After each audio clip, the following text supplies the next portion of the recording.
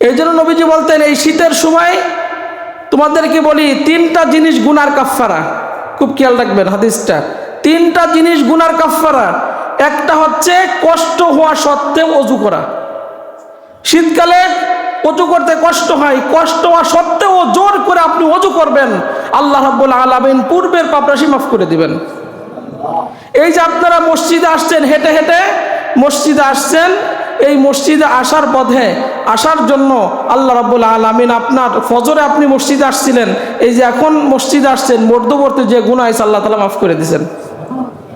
আর নবীজি মুহাম্মদুর রাসূলুল্লাহ সাল্লাল্লাহু আলাইহি সাল্লাম বলেন, এক ওয়াক্ত নামাজ আপনি পড়ে গেছেন, আপনার যদি টেনশন থাকে যে আমি আসরের নামাজও পড়ব, এই মানসিকতা, মানসিক প্রস্তুতি যদি আপনার ব্রেনের মধ্যে থাকে যে আমার আসরের আজান দিলে আমি আসরের নামাজ আবার পড়ব, এর মধ্যবর্তী যদি গুনাহ হয় আল্লাহ রাব্বুল আলামিন ওই চিন্তাধারা আপনার গুনাহগুলো মাফ করে দেয়।